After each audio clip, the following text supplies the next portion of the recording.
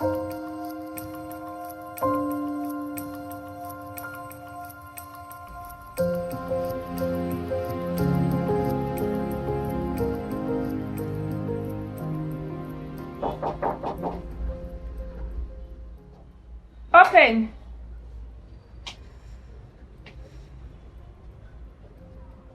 You're welcome. That's it. Thank you. Wasiibye otya nnyini? Bulungi nnyo aba wasiibye otya nnyini? Mulungi. Amannya gange Babirye Jamila.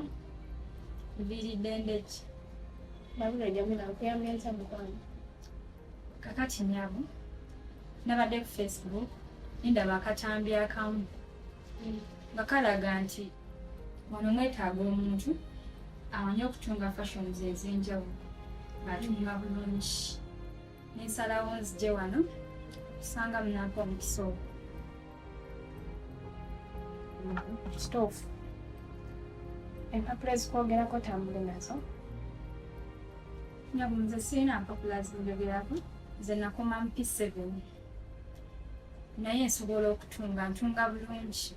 Nsobola okutunga fashions ez'enjawulo. Era ebintu byange byentunga bulungi nnyo. Nsuubira mujja byagala. Olina working experience ya myaka emeka? Myaka 5 nnyabo. Si wabi naye kiba kyetaagisa ng'olina ebikwogerako. So ng'onoozifuna ojja kudda. Anti nze nkugambye sirina mpapula zinjogerako. Ntunga bulungi.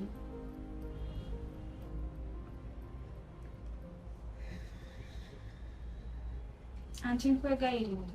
Nze nsobola okutunga. Anti neesiga ntunga bulungi, nsobola okulagaana byenze ntunga ebyenjawulo anti. Nze ntunga bulungi nkukakasa. Anti ntunga bulungi nnyabo.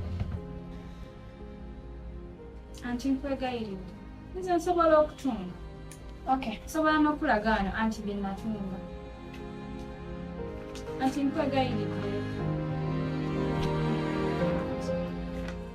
Bakano contact yo tujja kukubira. Yakatidako yakwetaaga. Anti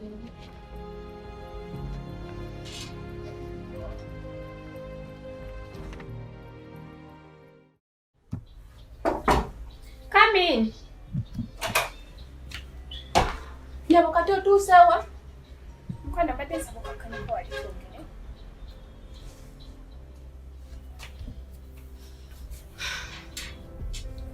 Kati otuusewa? Kakati waliwo abaala be tufunyeeko abazze baapulayinga naye balaga nti tebali well qualified, tebalina academic papers, ate nga tubadde twagala omuntu ng'alina academic papers. Abasinga obungi bonna tebalina. Come in. Miss Stella, you're welcome. Oh, thank you. Can have a seat. Thank you. Masi yale mutya Sweater. bulungi. Kakati nina omwana yandagidde wano. Agambye nti mwagala abantu ababakolerako ku fashion and designing. Yeah. Hey, kati ekyo ffe tujja kisobola. Era ndaba nga munakisobola kuba munaye muzze mutukolera obuntu obw'enjawulo. Era ndaba nga mujja kisobola kuba mulina bu fashion bwe muzze mukola. Naye nga bulungi, mbundabikira bulungi. Hey, kati olaba ameefuga gano agabaddeko. Yefe abaakola kwabo abali abanene. Yefe ababa designing. Bannaye nga bwanyuma mumanye ettunga. Kakati mukwano, kituufu mujja sobola naye tubadde twagalako ku academic papers zo ezikwogerako eziraga nti oli qualified kuba tuzze tufuna abantu nga bangi naye nga they are not qualified. So kati mbadde nsaba ofune ku academic papers zo then in case of anything. Ezo nategedde nga muzeetaaga. Mwana wange wabiŋŋambye ne mugamba abireete ne mugamba ndeetera empapula zange. So kati ali mu kuzireeta? Okay.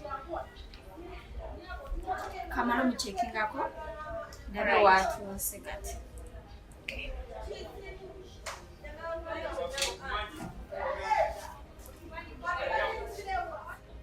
Come in.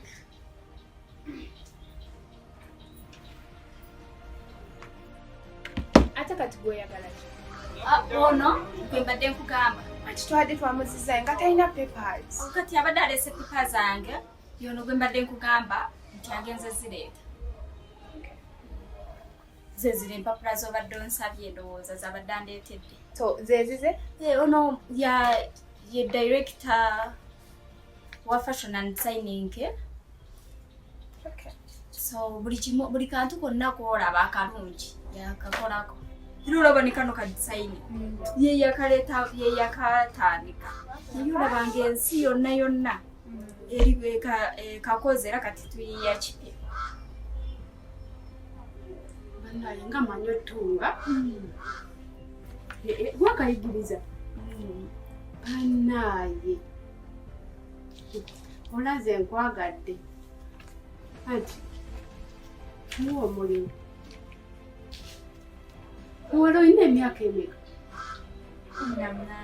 18 wakoma mu kilasi bambi nkalabanga akatono nonna naye buli kimu kekasinga era fashion zezisinga zosinga olaba kekatera ozikola wabula kati omanyi nze ngenda kutwala mu kitongole ofune empapula waliyo ekitongole bakita DIT banene abatasoma okuma mu P7 P6 bonna bw'obanga olina ekintu kyoyiza ekyomu mutwe iyi ogenda funa naawe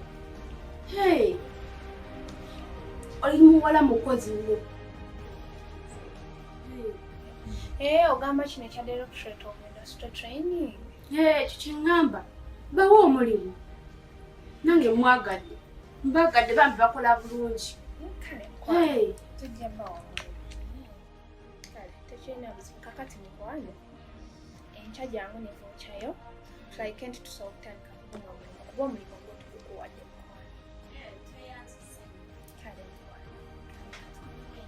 kale mukwano katusuubire ebirungi okuva gye muli